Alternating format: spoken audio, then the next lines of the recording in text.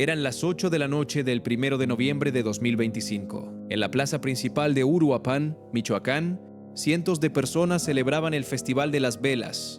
Música, flores, ofrendas, familias con niños, el Día de Muertos en uno de los municipios más violentos de México.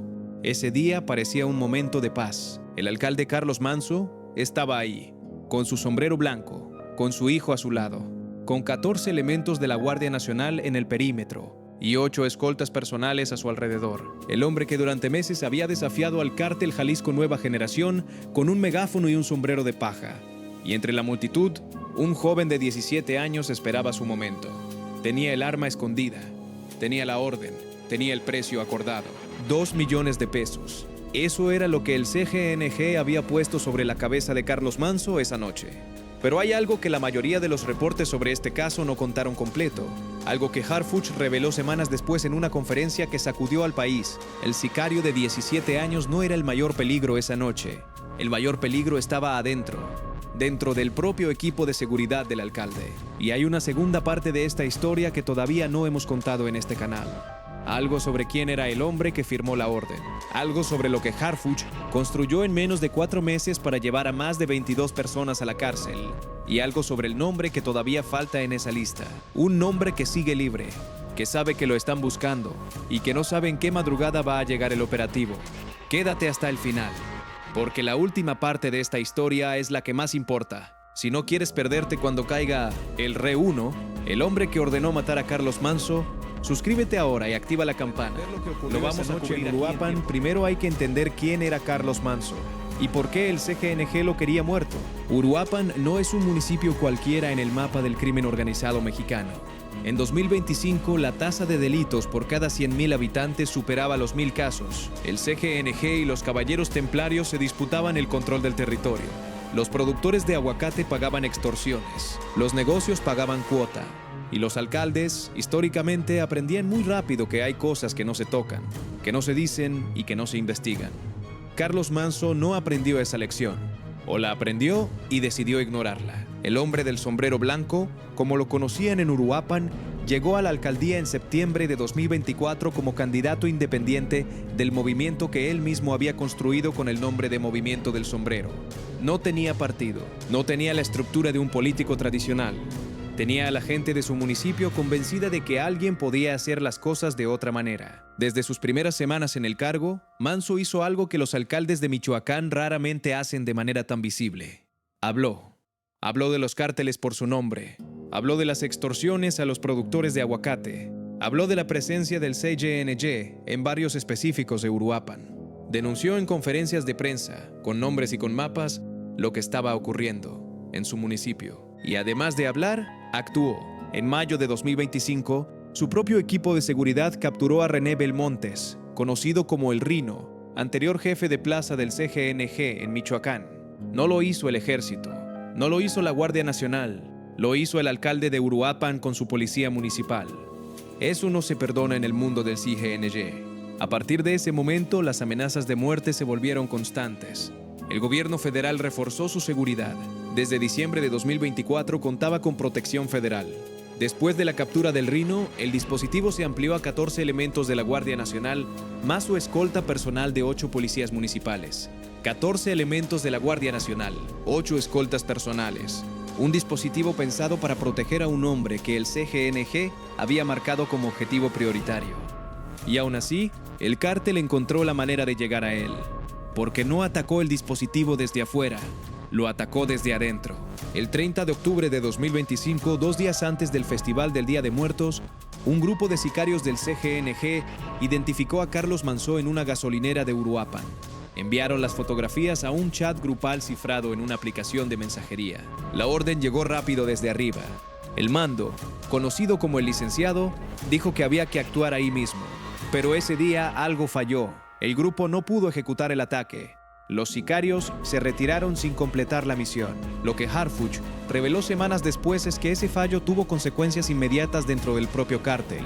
Los integrantes del grupo que no actuaron ese día fueron castigados, no con dinero, sino de la manera en que el CGNG disciplina a los suyos cuando fallan. Y dentro del chat donde se planeó todo, el mando emitió una nueva instrucción.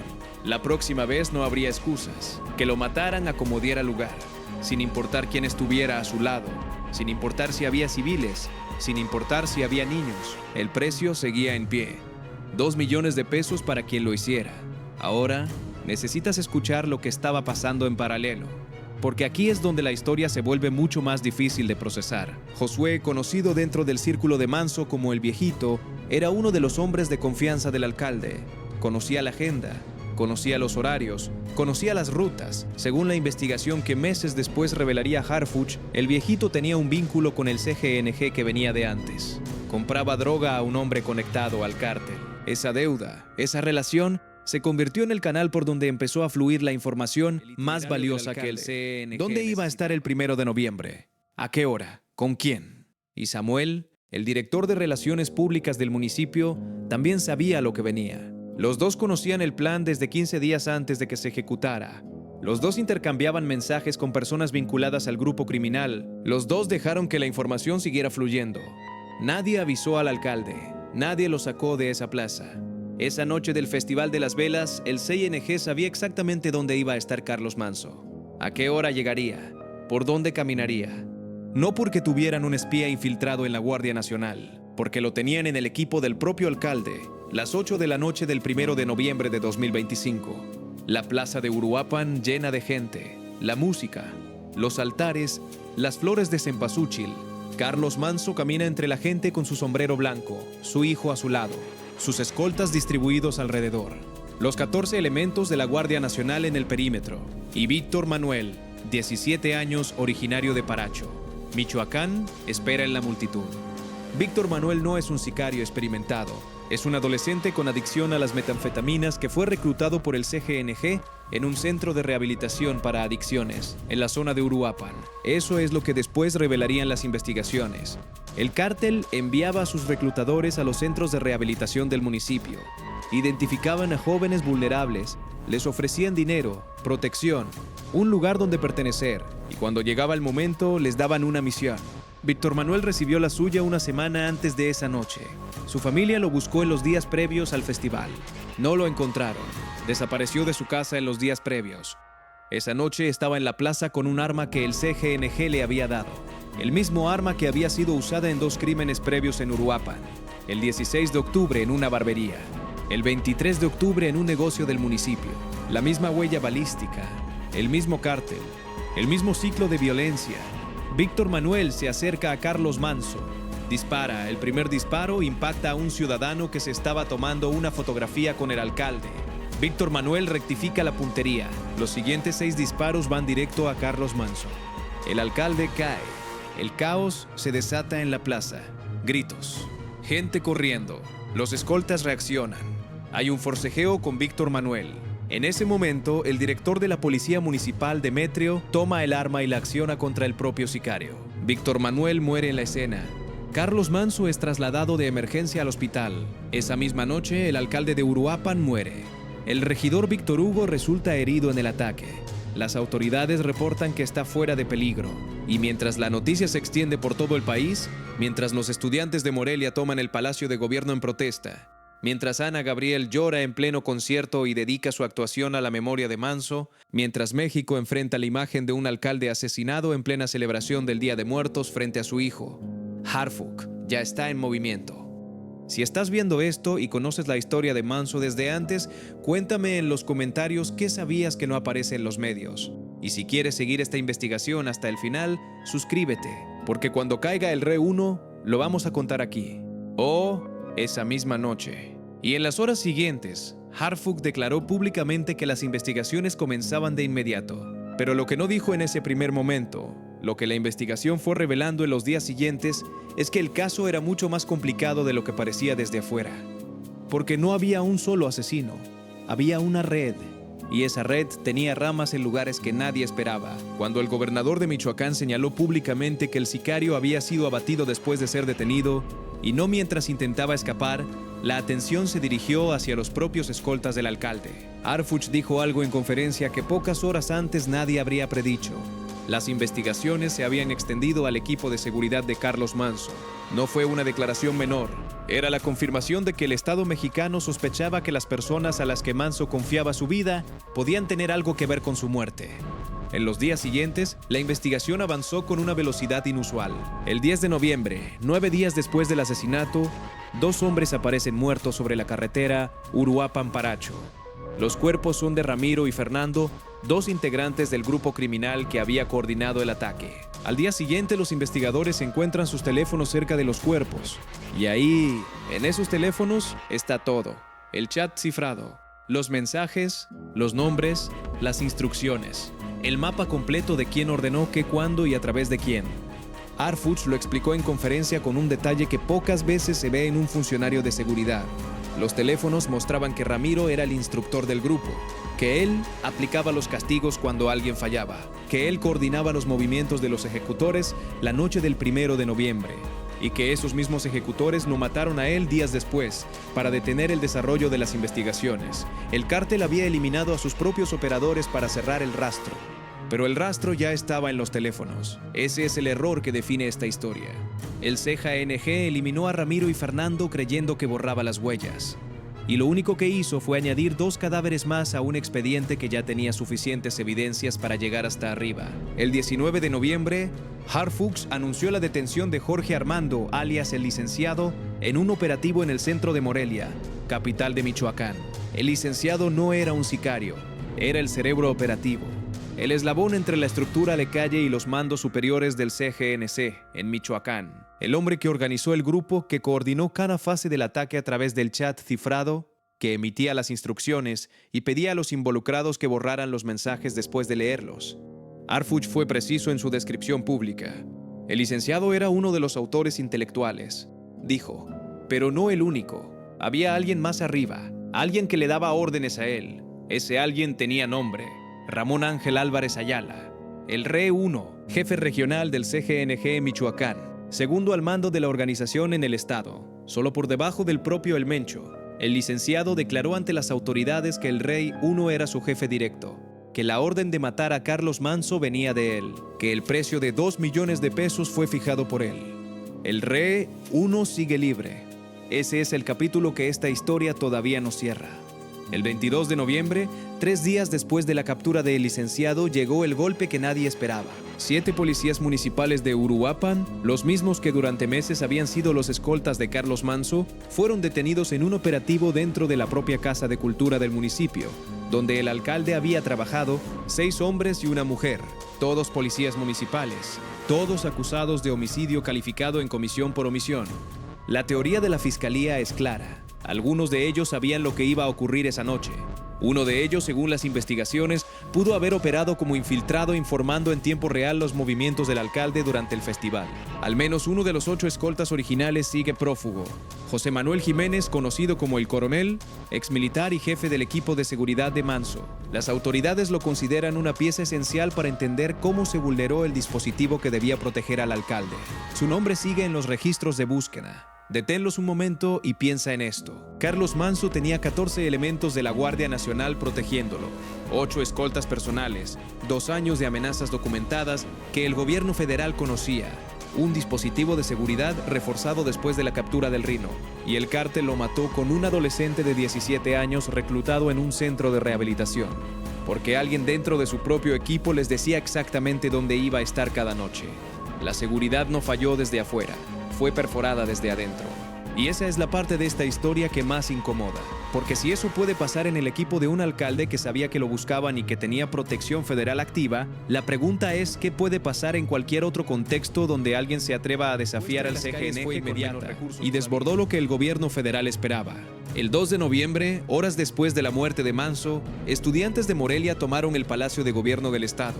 La marcha comenzó pacífica. Los encapuchados que llegaron después lanzaron bombas molotov y causaron destrozos.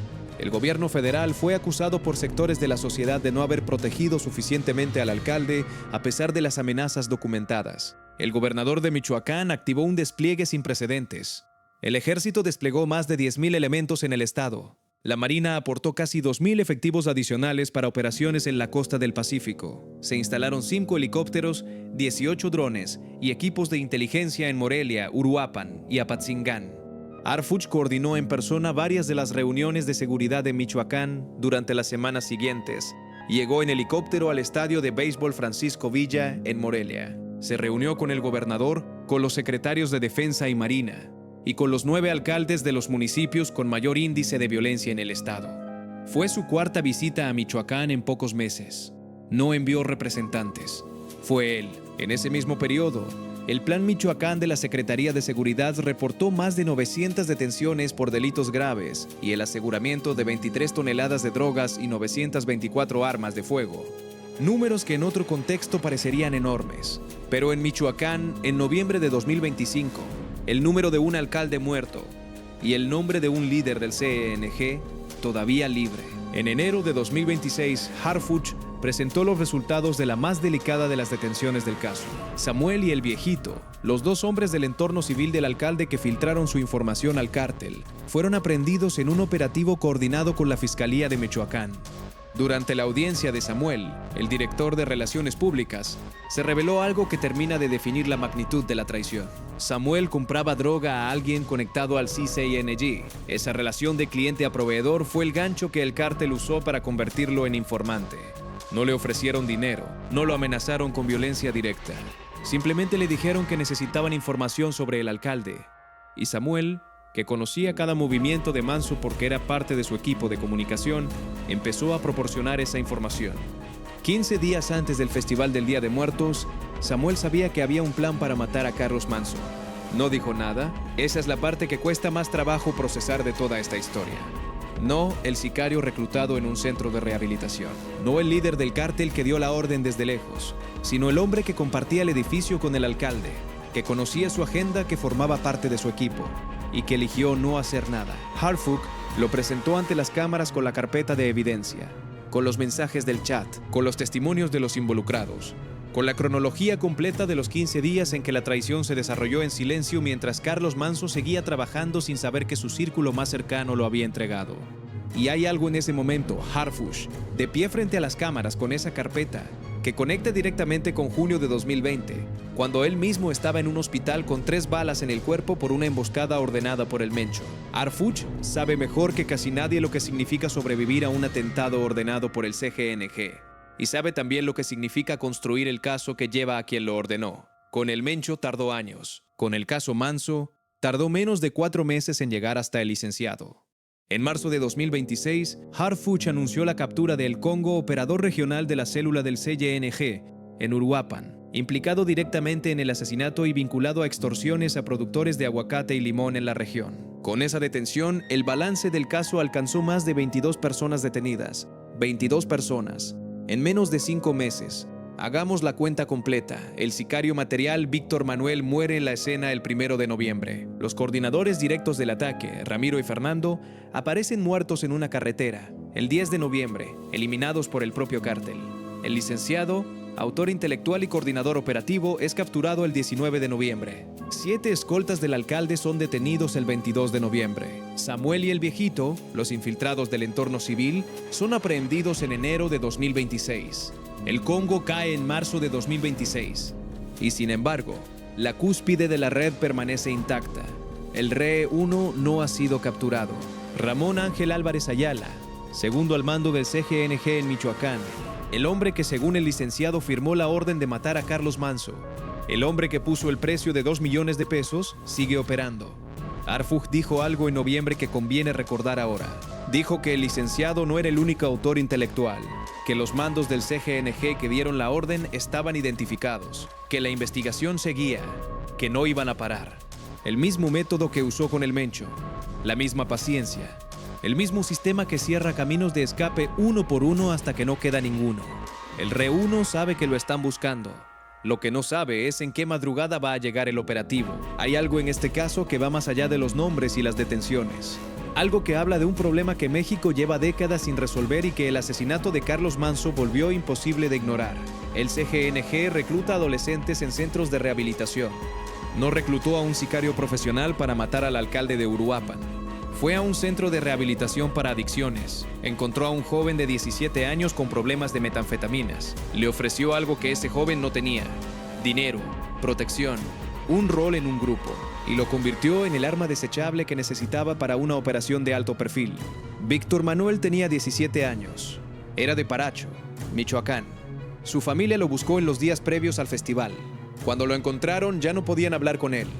Esa es la parte de esta historia que los comunicados de prensa no cuentan con suficiente detenimiento. La maquinaria del reclutamiento que el CGNG tiene activa en los municipios más vulnerables de Michoacán. Los centros de rehabilitación como punto de captación.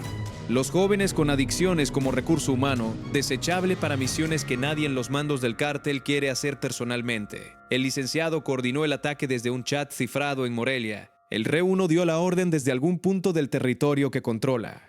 Y un adolescente de 17 años fue quien apretó el gatillo frente a cientos de personas en la plaza principal de Uruapan. Eso es el CGNG, operando en 2025 en Michoacán. Y la pregunta que queda después de ver todo eso no es solo cuándo van a capturar al RE1. La pregunta más difícil es esta: ¿qué va a pasar con el próximo alcalde que decida hacer lo que hizo Carlos Manzo? ¿Va a tener la misma protección? ¿Va a poder confiar en su equipo? ¿Va a poder celebrar el Día de Muertos en su plaza principal con su hijo a su lado? Esa pregunta no la responde ningún operativo. La responde el conjunto de decisiones que el Estado tome en los próximos meses en Michoacán. La forma en que trate los centros de rehabilitación como lo que son: puntos de reclutamiento activo del crimen organizado. La forma en que investigue las complicidades dentro de los propios dispositivos de seguridad. Y la velocidad con que llegue hasta el RE1 y hasta quienes están por encima de él. Carlos Manzo fue enterrado el 2 de noviembre de 2025, en Uruapan.